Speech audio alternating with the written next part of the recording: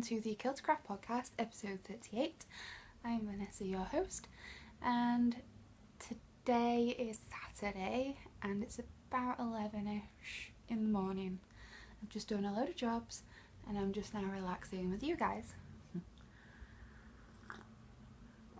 So welcome back to all new and returning viewers, and I'd like to say a huge hello to all new subscribers because there's been a few. So hello, I'm Vanessa and I mainly knit, sew, crochet. I can cross stitch, don't do it often, and I spin as well. I have quite a full episode for you today. I have a lot of works in progress to share with you, a couple of finished objects and some of my stash related acquisitions from Yarndale. And it's, with it being 11 o'clock, it seems quite late.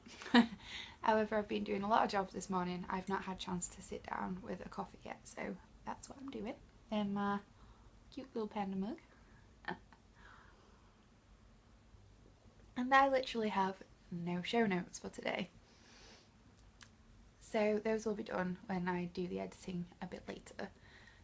So bear with me while I'm taking my time remembering what I need to say.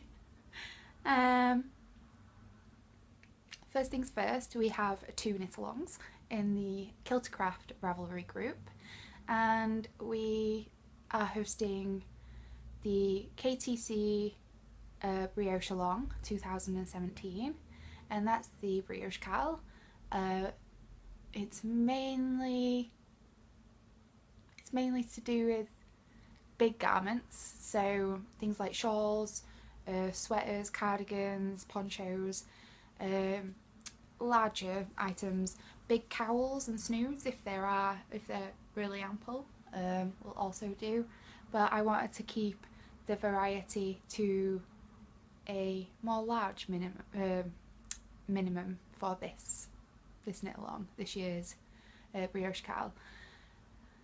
The next knit along that we have in the Ravelry group is the Harvest Hat along, which is hosted by me and Twee of the Twisted Stitches podcast. Hi Twee! She's my lovely friend. We chat most weeks and I love her, she's adorable. So we decided last year to do a hat cal together, and this year we also have decided to do it again because it was so successful and you guys really enjoyed it. And I would like to say that there is so many hats in that thread, so thank you for joining in, everyone. You are making some lovely hats and I've not made any yet. I've also not made anything for the Brioche Cal. Shame on me. I really need to get my acts together. I have been wanting to. The one thing that I wanted to cast on for the Brioche Cal was the Brionco poncho pattern by Stephen West, and I have all of my yarns for it, but because it's scrappy, picking out those colours, they all go together, but picking out the colour orders as I go really freaks me out, and how many rows to do of each and making it look good. I'm a bit of a perfectionist and that project is panicking me, so I haven't started yet. I am thinking, however, that I might cast on the I've got a couple of shawl patterns in my sights fairly recently. One is Kristen's Oracle shawl, which I really love, but I know she's bringing out a crescent version which I'd more likely wear. So that really is on my list of things that I want to make. And then there's another, I'm just babbling now, but you don't mind that, I'm sure. Then there's another shawl that's came into my sights called Anticipating Autumn. I can't remember if that's got brioche in, actually. Maybe I just did a search and found that and liked it. Anyway, that shawl is gorgeous, so that's on my list as a shawl I want to make. And another brioche one as well that I really kind of want to make now. I don't know why, because when I first saw it, I thought it was ugly. And slowly, more and more, I really want one. In my head, as I've been looking through pictures and I've been looking at other people's shawls, and I really like it. There's something about it. And that's the eyeball shawl. I don't know why I want to make one. It doesn't do anything for me when you hold it out as a shawl itself, as you hold it open. But wearing it, it looks really nice, and I quite like it. And I like the idea of going and doing the actual eyeball, which is funny. I keep thinking of colours that I could use for that. Anyway, I will stop messing with my hair. I'm growing my hair out, so I'm finding it a bit frustrating at the minute. Because even though I'm growing it, I've recently had it trimmed and shaved and cut. How, to trim it in a little bit. But it's growing and it's frustrating because I keep sweeping it everywhere because it's not how it should be yet. Anyway, so we have the 2 knit alongs, so please do come over and join in on the Ravelry group. That would be amazing. Also, a side note, all the knit along previous knit along winners that I announced last episode have gotten in touch with me. I just wanted to note that I haven't sent your prizes yet. This month and next month is a really tight month for me, mainly because there's 2 yarn shows and I need to leave myself enough money to be able to survive the month. And then also I'm having to save up for 2 new pairs of glasses because I recently had my eyes checked and they have gotten worse and I've been suffering from a little bit of eye strain, like headaches and such. So that's really important, so I need to get those sorted. So hopefully, I am crossing my fingers that even though it's a tight month next month, that I will be able to get either both or at least one of the packages out to you. But I will promise that what I will do is I will message you on Ravelry to notify you when I've posted those, so you are aware and not panic thinking that they're lost in the post. Also, the winner of the Luli Simple Socks collection, I think I mentioned not to get in touch with me if you won and I'd just send it out to you. I'm now thinking that maybe you should get in touch with me because although I could send it to you, you might not have any context as to why it's arrived in your gift, as a gift into your message, into your Ravelry. So just let me know if you have one. I think that was NAF Knitting, I believe, your Ravelry ID was. I'm umming a lot. That's because I'm trying to think in my head what I meant to say. You can tell it's early. I am having to do earlier podcasts now because it is getting into autumn, winter, which means light in my home isn't amazing anyway at the best of times, but this is probably as bright as it's gonna get. It's a little bit cloudy outside, but unless we have a storm, this is about as cloudy as it's gonna be. So light in the morning is better. That's just a little side note. So I will put my coffee down and I will start to share with you what I've been up to. I suppose I should mention the giant sweater elephant in the room with me. This is my quadrillion sweater. Yay! I finally got it finished. I'm glad I did.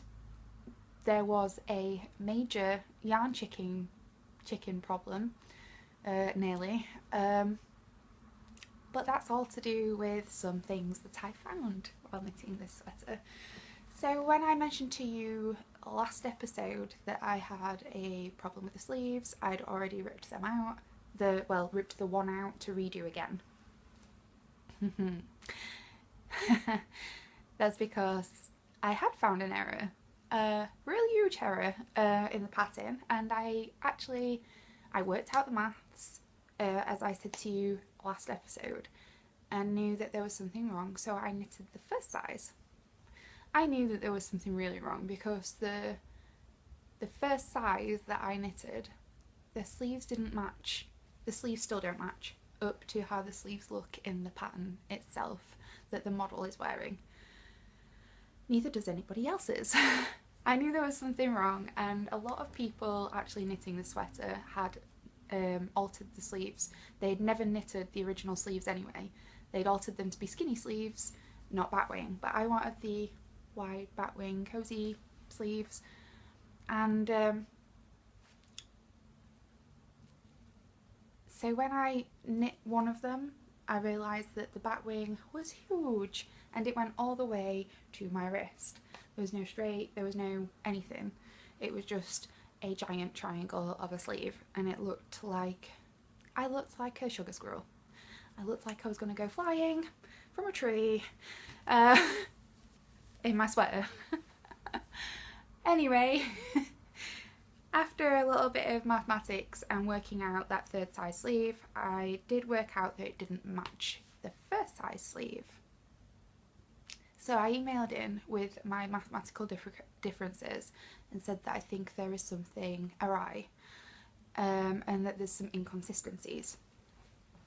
And lovely Megan got back in touch with me and said that they'd be on it and they'd check it. Then after I'd finished the sweater, Yarndale had just been, I got tagged in a Ravelry post on Ravelry on their pom-pom forum, notifying everybody that there was an error in the sleeves of this pattern and that they didn't know how it had managed to go 16 issues unnoticed. Yikes, that is a lot of issues. But luckily somebody did find it, and they've now corrected that. So if anybody is knitting the quadrillion sweater, please be aware there is now errata on the pom-pom website, and it's linked through from the quadrillion page on Ravelry with the alterations. One of the major problems that I didn't realise when I did the sleeves, when you measure a sleeve, you usually measure from the pick-up line that you picked up for your stitches down the sleeve for the sleeve length, and their sleeve length was around about in total 54 or something centimetres, which seemed really wrong because when you've got a drop shoulder that takes some of the length out of your sleeve, so it should have been way less than that. However, they've now added in a correction mentioning that they measure the sleeve from the centre of the back of the neck down. That seems strange to me, because if you knew how long the measurement was from the back of the neck, the centre back of neck, you could take that whole shoulder and that whole section from the pick-up line to the centre back of neck off that measurement and leave the sleeve measurement in. It'd just be more sensible? I don't know. Anyway, there is a huge, it's not huge, there is a big section on the increases that are now altered so that they are the same consistency, and there is a note of now where to measure your sleeve length from, so they won't be as long as my crazy long sleeves, which I kind of love, strangely enough. So they will come to about here now ish if you do the new pattern, I believe, like the model in the picture. There's one thing that I do like about these slightly longer sleeves. Although I was on the cusp of yarn checking really badly, I think I had about 5 grams left, if that. It was a bit touch and go for me when making this sweater. But the one thing I do like is that the cables leave a bit of a hole. And if you're a 90s kind of teenage child, you remember sweaters having the thumb holes, and I kind of like that. It's kind of cool. So on odd occasion I I used the cables as thumb holes. Just a little throwing it out there. But anyway, I really love it. It's amazing. It's cozy. It is really warm to wear. I wore this for Yarndale, and a portion of the day I was sweltering, and then it cooled down and I was okay again. But it was like a perfect sweater to wear. I also wear it for work, where I freeze the most, and it is amazingly snuggly. I'm not even wearing long sleeves under here, just a bit of proof that I am lovely and cozy. So even if at some point in the winter I will have to wear this with a t-shirt or whatever underneath, I am gonna be the coziest person in the world. So this next finished object I have is my Clark socks. I've already worn these twice, so be aware that they are a little bit ragged and rough because I've had them on in my shoes already. But I finished them and they look really lovely, and I'm super happy by these.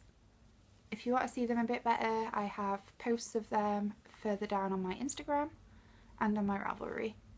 You can see pictures of them and they are beautiful. I love the details in these.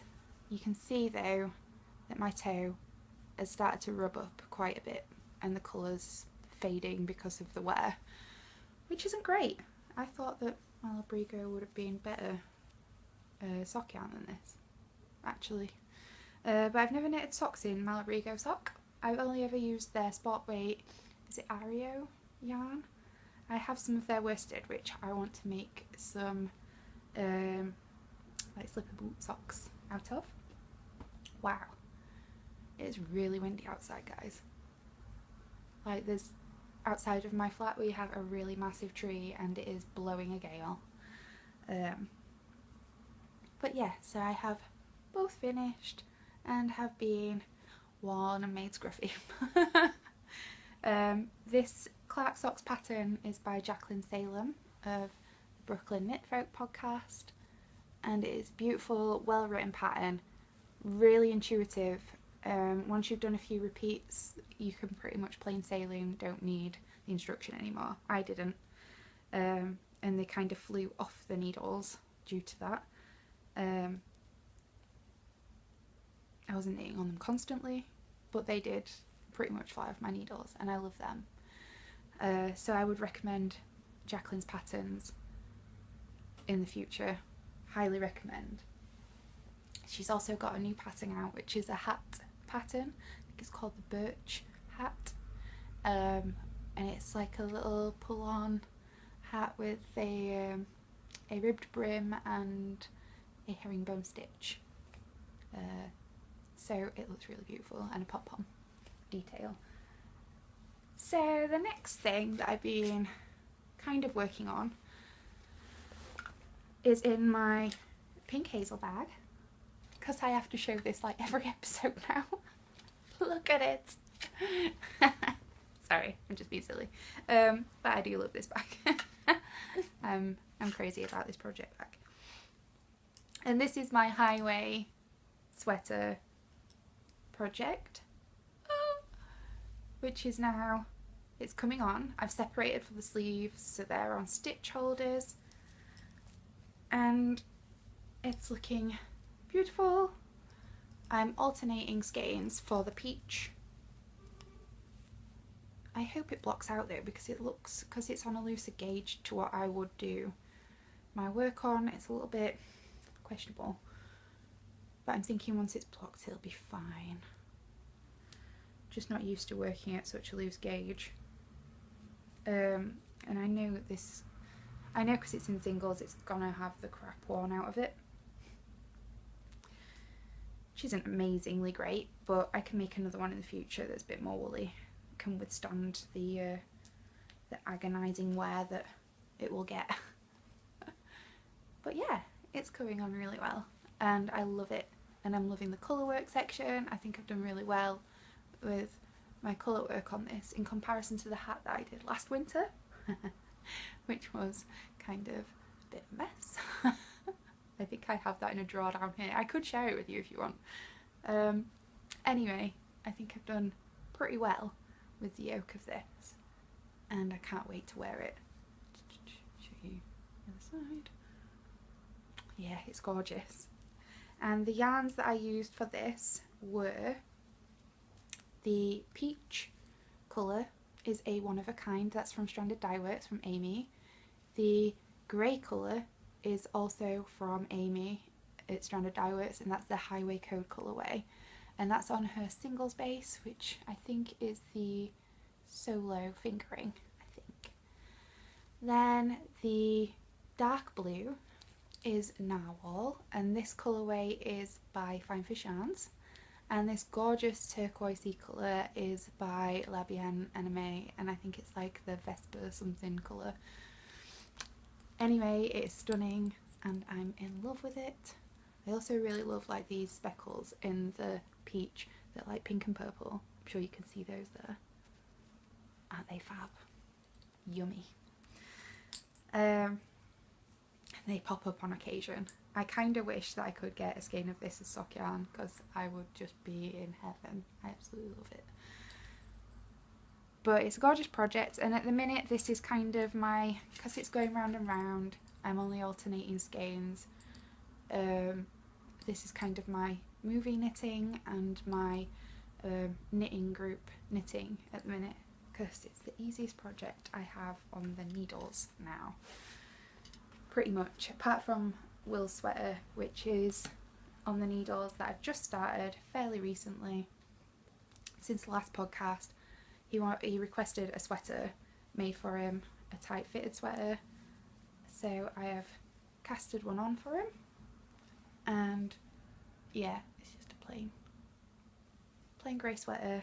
The yarn is actually really nothing special, because he's male and because he would probably wash it wrong. I just got a acrylic wool blend yarn, which is actually really super dirt cheap. I got it from Aldi, so it's their so crafty Aran. It's actually really soft though. Like it I think it's 80% acrylic, 20% wool, but I was expecting it to be either rougher than this or squeakier than this, and it's not. It's actually rather pleasant to knit with, so I'm not minding too much. And I'm at I've passed the sleeves, so that's the sleeves. I'm just past there. I've got about, I think, another 5 centimetres, and I've got the shoulder to do and casting off for the back of neck, and I can start the front. So that's good. So that's been a couple of weeks here and there knitting. It's not, you know, just a few hours occasionally. Then the next project that I've mainly been working on, and I mean mainly because this past week since it came out, it's the only thing I've really mainly knitted on. Nothing else has really gotten a look in. So I started the Yggdrasil, I think, Yggdrasil mittens, is that right? I'm sure Ellie would tell me if it's not. Which are these lovely mitts by Ellie of Skein Deer Knits. Hello Ellie! I spent a bit of time with Ellie at Yarndale, and we did a bit of shopping together, which was really lovely.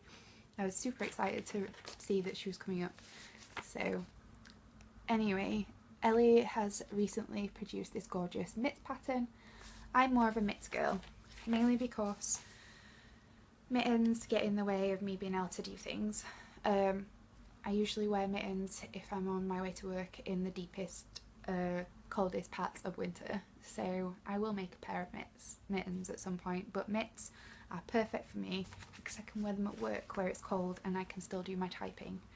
So I had in my stash, in my really cute sheepy bag, I've had this for a while and not showed it on the podcast, but this is a really cute sheep bag, and the sheep are balls of wool. Aren't they sweet? And I had some yarn in my stash bagged up and stored away for a while, because originally these two were for a colourwork project that didn't go very well. So I cancelled it and ripped it out, and I saved all the leftover yarn for future knitting.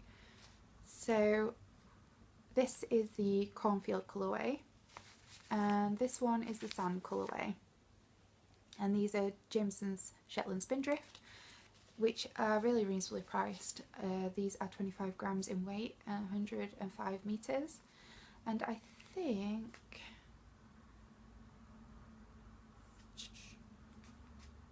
they're a 2-ply fingering, kind of light fingering weight, I believe.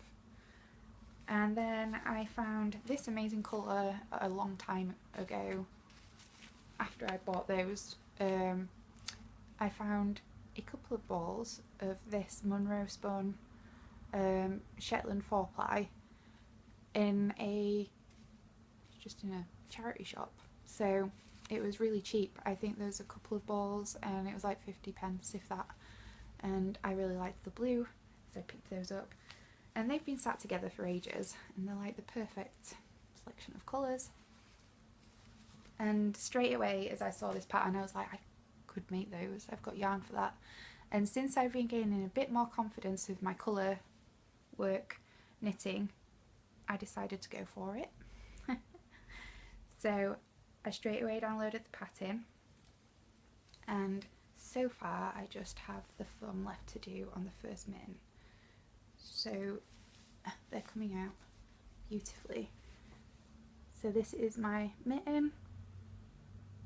I absolutely love these.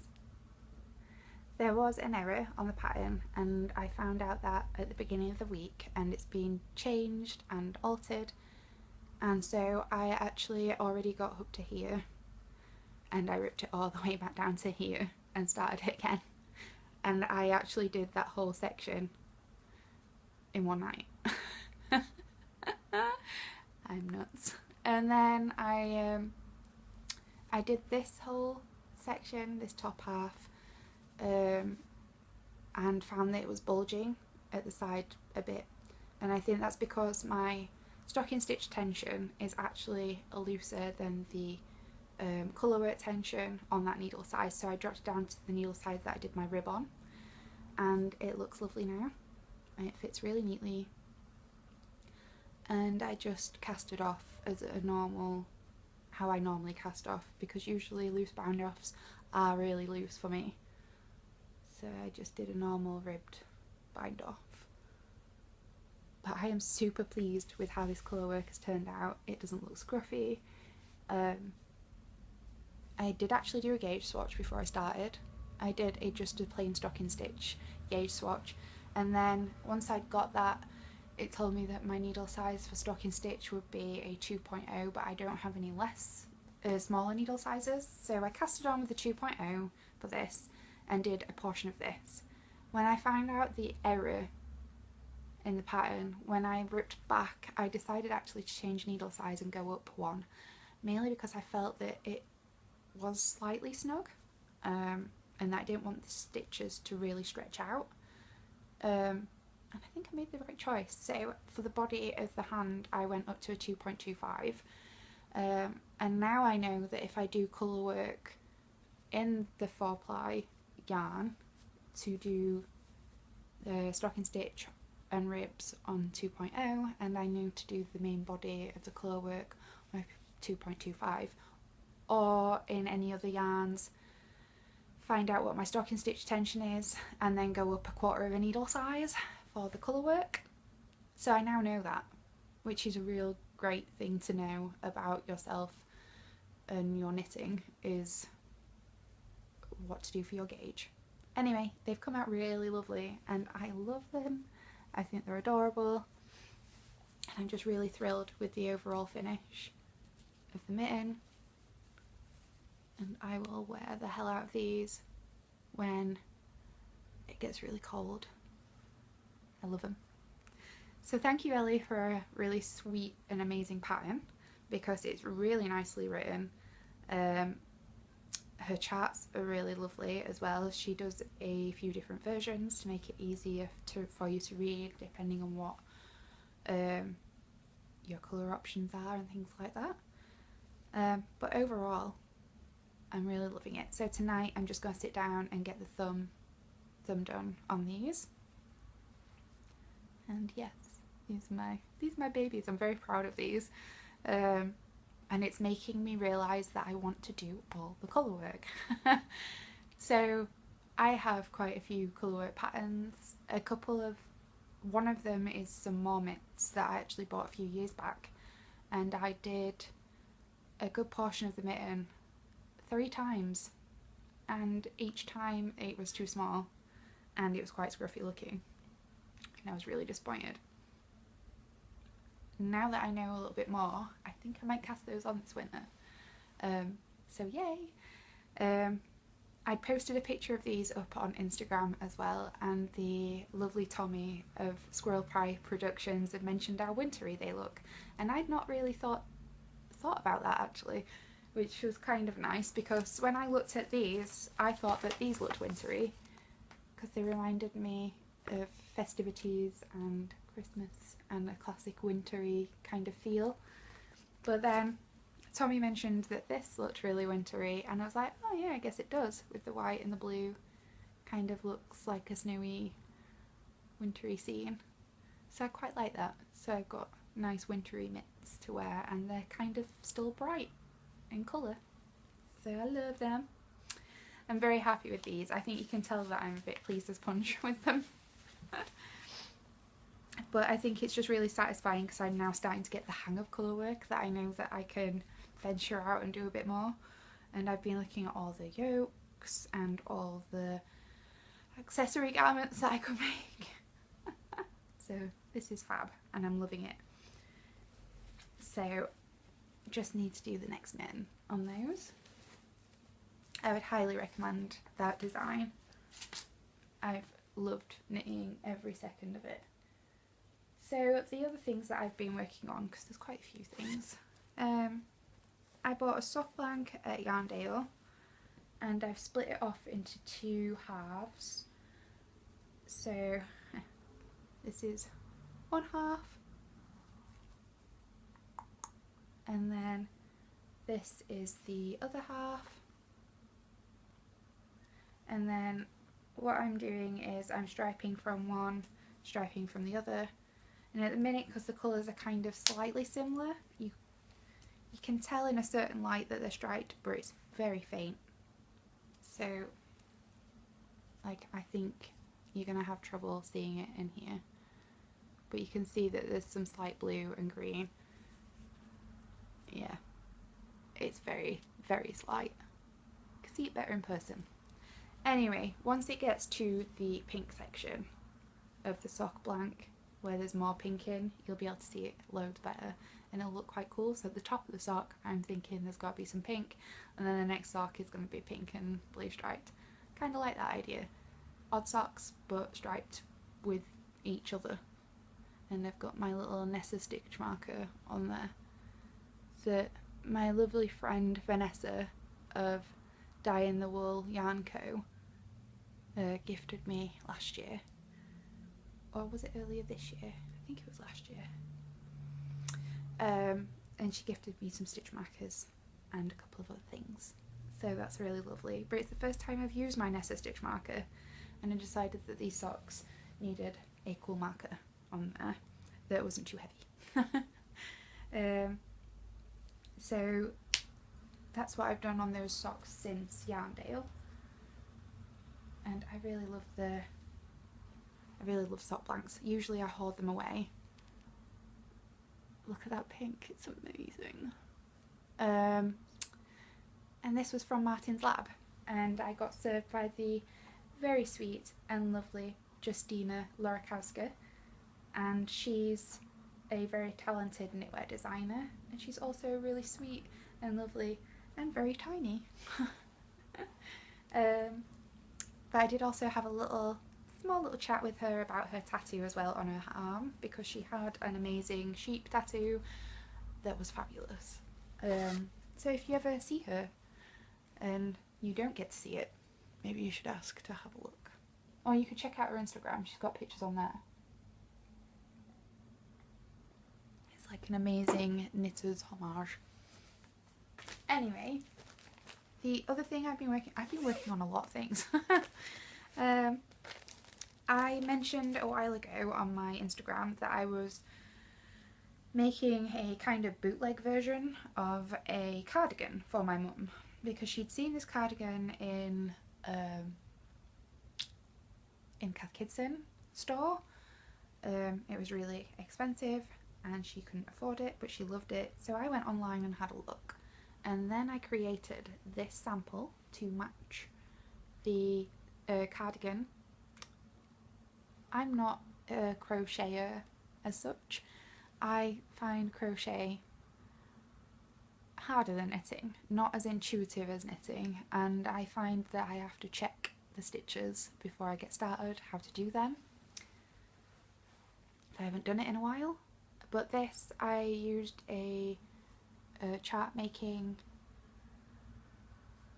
program on the internet, made up my own chart as I thought it was from the images that I found, and yeah, I came up with this swatch. I used a 3.75mm needle, so it's needle down, and I'm using the Cotton DK Serdars cotton yarn, which is nice to work with. I'm enjoying it. But basically I'm using the needle size down because I think it had been too loose if I'd have used the 4. And it's got like this really nice flowery, pansy kind of stitch. Anyway, she fell in love with this. She doesn't really know that she knows that I'm making her something for Christmas. She doesn't really know where it is. But I am making her the cardigan. I've worked out my maths for it, and to get the best measurement for the garment, so that I could have the edging and the open front slightly, I've had to chain it all on. So this is the marker for my front, for one of my fronts for the cardigan, and then we go along there, that's the back portion, and the other front, and that's like a full repeat because the flowers here and then there's a flower here, so there's like 8 rows ish in a flower, so there's like 16 crochet rows done so far, 1 repeat, and I'm into the next flower, which you can see me starting here. But yeah, it's coming on really nice. I'm really happy with it. My attention is correct to the width of the cardigan. I would say that my cast on rows are slightly tighter than some of the rest of it. However, it's not too much tighter, so I think with a little bit of blocking it may give just slightly enough. Like, I don't think it looks overly noticeable actually. Anyway, so that's my mum's cardigan, crochet cardigan, that I started a little bit ago, and I didn't do very much. Well, now I'm starting to pick it up and do as much as I can here and there. I did say I wanted this done for Christmas. It's now getting nearly into mid-October. I've got a feeling it's not going to happen for Christmas, but it might happen for Mother's Day, so we will see. I think she's banking on it for Christmas, but I did tell her that I might get something else as well, so there's a possibility that she might get something else and have to wait for the cardigan, but it's coming on. The other thing that I bought at Yarndale was some new Chowgo needles, because I've had these stockings in my whips pile forever. So these are some lace stockings. You can see my lifeline in there because sometimes you mess up the purse stitch, which is really annoying because it's not easy to shape in. It's very lacy, it's very pretty, And this is actually knitted from a vintage knits book that my mum bought me for Christmas a couple of years ago in possibly 2014. These are a 2 to 3 year long whip that I have not continued with, and I want to get them to a wearable stage. They are getting there, but I noticed that the needles that they were on were, I think they were let me have a look. They were 275mm needle, and they were on straights, knitted together. However, the needles I were using were not very sharp. They were just pony, I think they're just metal needles that I had years ago, and I weren't knitting on the stockings because the lace yarn, the slightly bigger needles, were becoming a pain in the butt.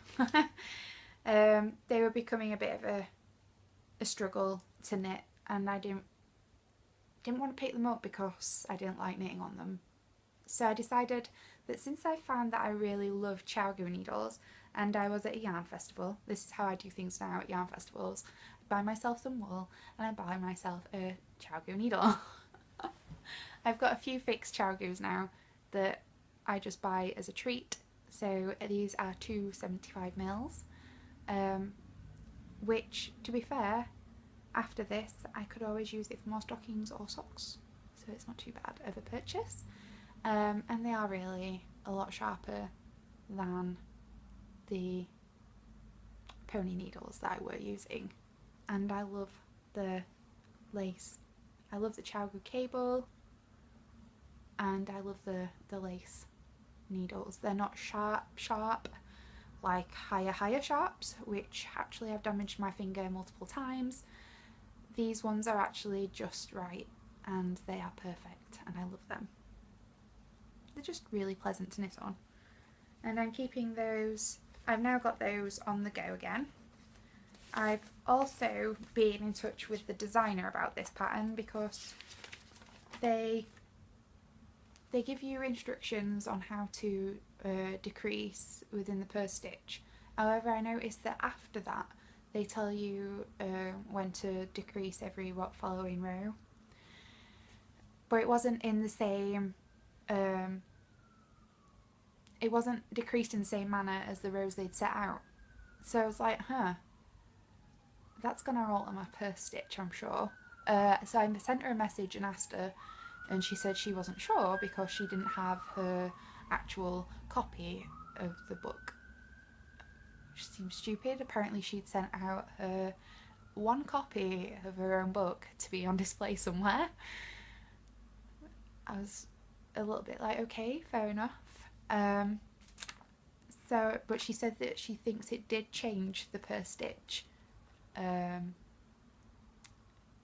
you decrease. So I decided that actually I'm going to chart out the rows of my purse stitch, and I'm going to place them so that they are evenly even, and it keeps the purse stitch the same. She mentioned actually decreasing every 8th row, so that's kind of what I've done. But after the first set that she'd actually drawn out, you didn't actually decrease for another 18 rows in between the first ones and the every 8th ones, which was weird. Why would you have a big gap without any? So I decided to chart it up. So I've now got my little diagram chart, so I know that where they land and how, and my purse stitch should just continue the same after I've decreased. Every point that I decrease, it should just land in the same manner to carry on. So I've now got my little chart and I'm going by that, and then once I get to a certain length I will then follow the instructions that are next. So doing quite well with those and I'm loving them. So I'm happy to have started those again because they were in my whips for a really long time, and I think it's nice to pick up old whips and to get them finished. You feel accomplished and you feel like you can start new things. I've realised that since casting this off, I had 3 whips when I casted this off, I think I've got an 8 now.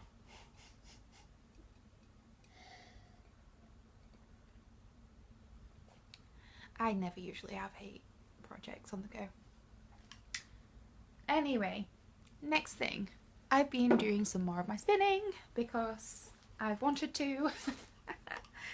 I'm keeping this in my lovely project bag that a lovely friend and viewer, Ange, Rainbow Ange, gifted me a while ago. And this is out of some Liberty fabric that she had left over, and I just love the fabric.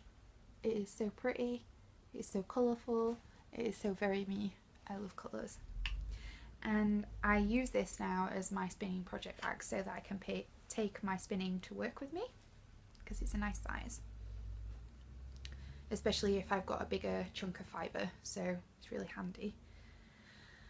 I have this is what I have left over of the braid that I got from Stranded Dye Works when she first started her shop. She doesn't really do fibre anymore. And this is marking where I should have been last night with my spinning. I put safety pins in to give myself daily chunks of spinning to do, and it keeps me on the production line, basically. It's something I started doing just to help me focus with my spinning. But I've spun quite a bit of this. I've not got a great deal left to go. You can see that it was dark and it gets lighter to grey at the minute. It will have a bit more pink in there soon. So sorry if for the interruption. My camera actually ran out of battery to do the rest of the episode. Space, sorry. So I'm not sure where I was. I think I was explaining about the colour sequence in my spinning, and that there was a bit of dark to light in there. I'm not sure what I shared with you, to be honest, but I'm intending on spinning the rest of this. I've got sections planned out for each day so I can get my spinning done. There's not a great deal left, so it's probably got to be about 3 or 4 days, and then once I've done that, I've got another turtle, one of these with the fibre. I've got another one of these turtles sat aside that are just singles like this, and I will apply those two together in the same order of what it was spun, and then it will join onto this cake. This is the cake that I've already spun. When I actually split the braid in half, I could only spin, I think it was about 30, I think it was just over 50 grams, and I think I had 38 grams. Oh no, that doesn't make sense. I spun about 30 or so grams, and then I had about 25 grams left of each half that I spun together. So I spun those separately as singles and then applied them together, and I got this kind of gradienty cake. So it starts with a bit of a darker colour, and it gets lighter red, and then darker purple, lighter red, and it kind of gradiates a little bit. It also has a couple of plies that are grey and pink, so they're a bit mild, but I quite like that. And I'm really loving spinning this, and this is going to be for a shawl. I have checked on my Hilltop Cloud gauge, which I bought last year at Yarndale, not this year, just gone, 2016 Yarndale. And when I actually put some of the yarn across this, it's kind of approximately gauging along the 20 line, which I believe is a fingering weight. So that's really good. So, because that's what I was aiming for. I've spun 2 lace weights and then applied them together. It has been a lot of work, I have to say. Spinning on a drop spindle is always going to be a little bit more work than spinning on a wheel, because it takes longer, a lot longer time, because you're having to wind the yarn back onto the spindle and things, but I enjoy the process. And I don't have the money for a wheel. That's the basics of that. But I'm really enjoying my spinning recently, and I can't wait to get this done so that I can start knitting on it, which is really exciting. The other question that I do have that's spinning related is, anybody who has spun on a Turkish spindle, when you've done and you've plied, do you then wind it up into a skein to wash it? When I work on a normal spindle, I usually then wind it off onto my umbrella. I usually count some yardage, which I do it in the most half-assed way. I get my umbrella and I put tape measure tightly around it, so then I gauge it up and down till it's a metre, and then I wrap my yarn around it and then I count them because there's no other way for me to check my yardage.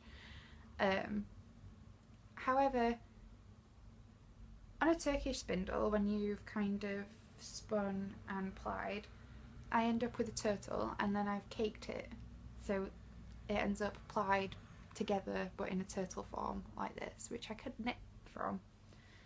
I've today just caked it up into a cake, but should I technically skein this up and wash it so that the plies fix together? Because usually when you wash it, your yarn blooms a bit, and it kind of does a sticky kind of joining thing where the plies kind of fuse a bit together. And I'm just debating whether I should do that with this, because I don't feel comfortable just leaving it and knitting it straight out of the ball.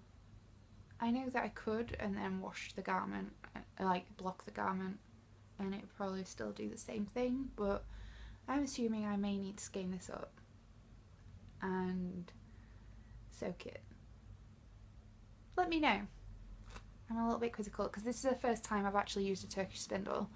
I don't know whether people just knit straight from it and don't care. I just know that what I've done in the past with drop spindling from a normal drop spindle is that I've then skeined it up, washed it, left it to dry, then caked it up and used it. And that seems to be a good method so far. I don't want to mess up that method if that's the best way of doing it. The other thing that I got from Yarndale while I was there, I'm kind of showing you half of my Yarndale purchases while podcasting. We're doing my other segments. But this is my first ever drop spindle, and you can see it's massive. This is the Ashford New Zealand beginner's spindle. This thing is massive. It weighs approximately 75 grams. This was fine for my first spindle, except for it would only allow me to spin like 10 grams of like DK weight before it snapped and started snapping what I was spinning. So that was a bit annoying. So I could only do like 10 gram amounts. Oh, got my hair sticking up. There we go. I could only do 10 gram amounts for my yarn. Not very good. So a kind viewer gifted me the Turkish spindle because I needed something that was lighter. So this is really great, and I think this was about 28 grams in weight, and I love this thing. I use it all the time. However, I did decide that since I don't use this because of how weighty it is, that I'd rather have a new drop spindle. So while I was at Yarndale and I was looking around, there was a stand selling the hand-reared breed yarns, and they'd also got some handmade spindles that I didn't pick up because I'm stupid. I actually then spent the rest of the day trying to find this stand because I couldn't remember where I'd seen them. And when it got to the end of the day, just before I left, I found their stand, realised that it was them, and found that they had one left. These spindles are, I can't remember where the farm company that it came from, but these were handmade, beautifully handmade. Look how neat they are. I've seen some other handmade spindles there that aren't as beautifully produced as this, and to be honest, they could have charged way more for this. I got this for £3, and I was gobsmacked. I looked at these and I don't know why I didn't just pick it up straight away, because it was £3. I'm a nutcase. But I think I wanted to see what else there was, because it was the first walk around. I wanted to see what else I might see, and obviously sometimes you see things and then you can't afford them because you bought other things first. So I think I was doing that. However, I could have missed out on one of these. But I love how beautifully it's made. It's gorgeous. It's so smooth, it's beautiful. It had a handmade sticker label on, which I really liked. Thought that was beautifully put on there. And the drop spindle itself actually weighs about 48 grams, so it's in between the Turkish and the really heavy beginner drop spindle that I had. It's a bit smaller. So I think that this is going to be become one of my everyday spindles. I would still like to get one a bit lighter weight, but they're hard to find in just normal drop spindles. It's a shame really that drop spindles you can't just keep spinning, because they usually start to snap your fibre. It's really quite annoying. Because I'd love to be able to just carry on spinning and fit all that yarn on one spindle. But I usually I join my yarn later after I've plied it, and then kind of spit splice them back together, and that's done before for when I've been knitting, so I'm not too fussed. But I love this. I'm so glad I got one, and I felt very lucky that there was only one left. She actually said on the stand that she was shocked at how many had salt, and I was not surprised, because they were super reasonable and beautifully made. And she was like, oh, I don't have any more for tomorrow, and I'm like, huh, that's why I'm glad I came on the Saturday. Maybe the busier day, but sometimes you miss out on things if you go the second day. So I'll go straight into what other things I picked up at Yarndale. I spent most of my day with Ellie of Skein Deer Knits. She mentioned that she was going, and one of my online friends, which was actually Twee, mentioned that Ellie was going to be there, and I was like, really? I've missed something. So I popped over to Ellie's Instagram to realise that she was, so I mentioned that I was also going to be there on the Saturday, and I got there at 9:15 in the queue. I didn't get in while 10:15. There was quite a hefty queue already there. So I got in, had a good look around, and I think Ellie got in at around about 10 to 11ish. And we met up at the Laxton stand. In fact, I will show you those. So Ellie had already done quite a bit of shopping on the Laxton stand, but I wanted to actually look on there for a project in particular. I've been wanting to do a couple of Aran projects. One is the Millington cardigan, and if you've not seen it, it's a beautiful cardigan, slightly longer length with pockets, but the pockets are actually part of your front that folds back to create the pocket. It's a really nice pattern. It's got texture, all over texture, and then it's got some cables down the front of the pockets and things. It's really nice, and I knew that Laxton's were going to be there, and I had actually had a browse at their yarns online to see what kind of options they do, and I fell in love with their mild kind of weights of Aran weights of yarn. So whilst I was there, I was looking and I really liked this one. So it's kind of an oatmeal-y mild colour, and it's BFL and Massam in an Aran weight, and it's beautiful. It's really squishy, soft, like I can wear that next to my neck no problem. It's also really sheepy. I would say if you go by a Laxton stand, you need to go in and have a sniff because it is so sheepy. But I like sniffing sheepy wools. So this is going to be that cardigan. The other possibility is that it might become the Vika sweater, which is a big cabled Brooklyn tweed sweater. But I don't know yet because I think that this is really right for the cardigan, and it's in a really kind of neutral mild grey. This is more of a neutral mild oatmeal, but I think it's perfect, and I really want this as a cardigan. I think it'll be gorgeous. It'll go with loads of things and I'll wear it. I'll wear the crap out of it. That's right, I said it again. Anyway, so I got 9 skeins of that from Laxton's. They were £5.50 a skein, with it being a show. So all in all, I think the cardigan altogether, the cardigan's worth cost me about £48.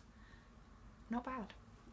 Really good going. So especially since I'd looked at other yarn options and they were going to come out at a similar price to what this sweater did, which is like 90, 100 kind of range. So that was really cost effective for me for this show because I didn't have a great deal of money with me.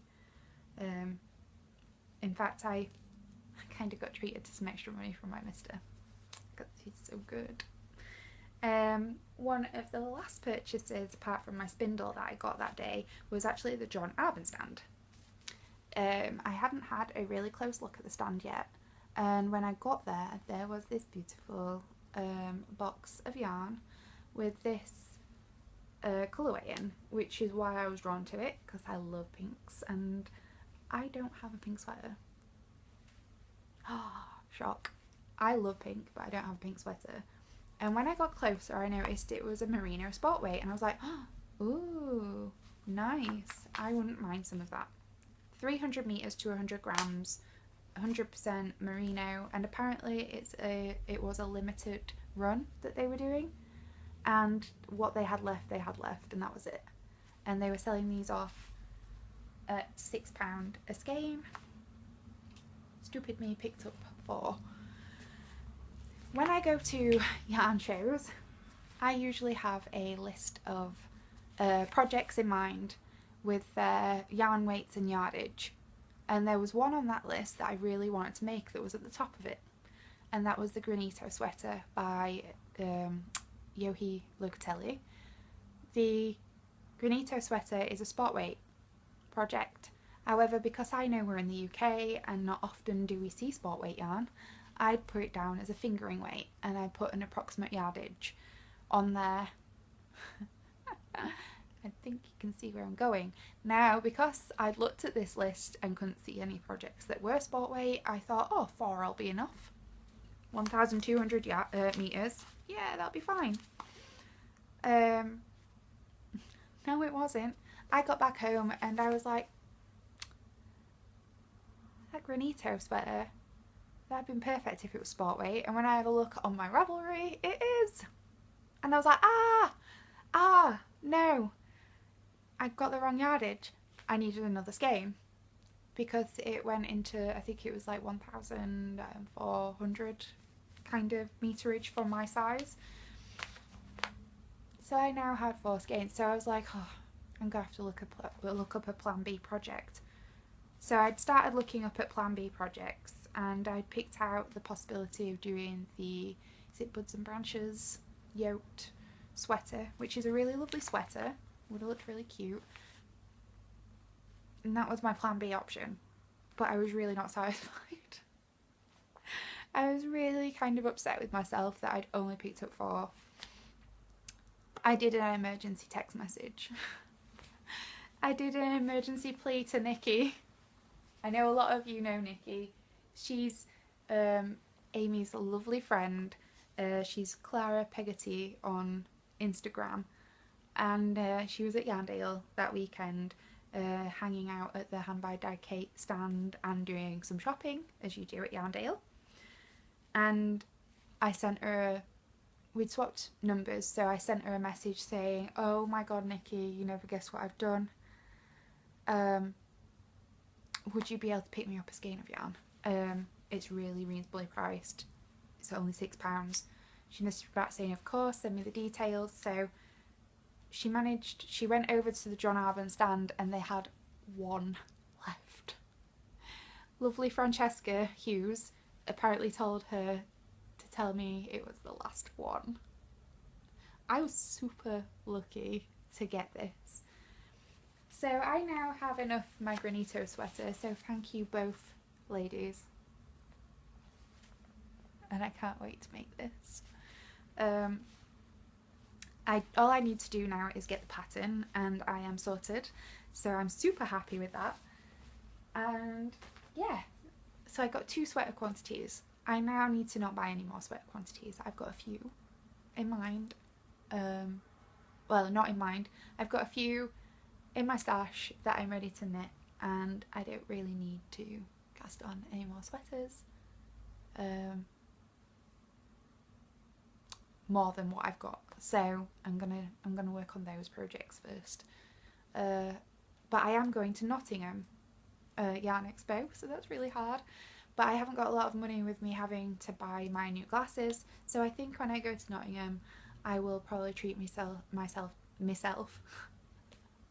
I will probably treat myself to a couple of skeins of either sock yarn or something for my oracle shawl, maybe, possibly. So yeah, that's quite exciting. I also picked up a couple of little bits as well. So when I went to Yarndale last year, I was really upset that I didn't pick this up. This is Now Crochet, and of course you guys realise why I wanted this. Moomins. I love Moomins. They are best thing ever. They are super adorable. They are my favourite cartoon in the whole wide world. I love them. They're cute little hippo-y Moomimi things. They're cute, they're adorable. I wanted to crochet myself some Moomins eventually, and I didn't get this last year. It was only £3, and I later on regretted it because I forgot to go back to the stand. I regretted it because when I looked online, they had no back issues of this. None. It said 0, zilch. Then I got to Yarndale and thought, well, I'll have a look anyway. I might be in luck. And lo and behold, they had about 3 or 4 issues of this left. I don't know whether it was just like they had a certain amount of magazines that were just for shows, and therefore they just kept them for shows. So I managed to get a copy. I feel super lucky. I do like the Now Crochet magazine. It's one of my favourite crochet magazines. I don't get it very often. I get it when I see a few projects in it that I like. This is mainly a summer issue, so there isn't a great deal that I will probably make from this, unfortunately. Ooh, there's a cute jewellery set though. That's quite sweet. I mainly wanted this one actually just for the Moomins. I couldn't resist. But while I was there, I also bought the latest issue. I like autumn issues of things. Look at that shawl. So colourful. And quite a couple of things kind of got my attention in this issue. So there's a couple of really nice sweaters. Quite like that. There was a cute acorn necklace. Now, I'm not kidding. That is adorable. This beautiful scarf. And I have done colour work crochet before, so that's quite tempting. I really like this sweater and clutch bag. I think they're really nice. I also like the styling of that clutch bag picture. There's a couple of shawls and cowls and scarves. The other main thing that I really love in this issue that I'm thinking of making as my next like memories blanket is this. So this is crocheted, it's full of octagons, and then it's filled in with little cream crocheted diamonds, and it's done in fingering weight cotton yarn. However, I think if I do it in fingering weight hand-dyed yarn, it will look amazing. So this is going to be one of my next blanket projects that I might get started on. It's got a couple of toys in here for children. It's also got like a crocheted market shopper, and it's got this lovely colourful shawl that's on the front page. So I really like that. So I picked that up. It's also had a little tin of stitch markers with it, which I have tons of stitch markers, but that did actually come in handy because I like the lockable stitch markers for knitting and crochet. So I got those two. And she asked me if I wanted a subscription, and I was like, oh no, I don't really crochet. And I was like, wait, I do crochet, I just don't crochet enough to viably get one of your subscriptions. I just buy an issue here and there when I see something I like. And she was like, oh, that's fair enough. Bless her. I then went to, I'm not sure how to pronounce it actually, Anne Caton, I'm gonna just butcher that. I will put it up in the down bar in better writing for you, but these are £5 and these buttons are amazing. If I remember, I will include a picture to show you what they are like when they are done right here.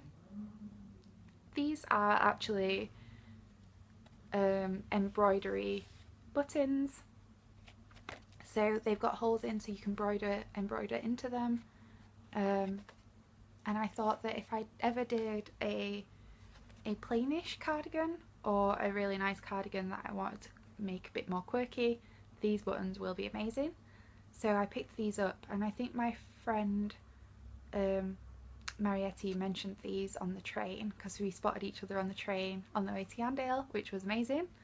And we got to chatter all the way there, share what we were wearing, and kind of chatter about what we had in mind to buy at Yarndale. And I didn't get to see her again while I was there, so I was glad that I spent that time with her. Because Marietti sometimes comes over. I think she comes from Rotterdam, and yeah, I've got to see her twice this year, which has been an absolute pleasure. So yeah, I really love these and think that they're really fun and quirky, and on a cardigan they're gonna look so fun. And the last little thing that I got was just a pair of snips. Kitty Snips, my last pair broke. He broke his own arm off. Because they have a good spring on them, his little side arm actually just snapped. He broke his own arm. There was no fixing him. I've still got the snips. Because they still sit in, even though that one arm is missing, they still kind of sit in there really well. So I've kind of kept him, but they're no longer in my travel facilities. So I got a new pair. Because I find that they're really useful for things that you can't just snap with your hands. I usually snap yarn with my hands. Sometimes I really hurt myself doing that. Anyway, I am babbling. The episode is super long. It's going to be about an hour or so. So I will let you guys get off. Please do join in on the Ravelry group and the knit-alongs. Please do... I forgot what I was going to say. Please do subscribe, like, and follow me on Instagram and Ravelry if you wish. I am Killtocraft, and please do have a good weekend, I suppose. There's not much else I can say. You can tell I'm on form. So, have a wonderful weekend, and I will see you soon, hopefully before Nottingham Yarn Expo. So have a lovely day and hope you enjoyed the episode. Bye!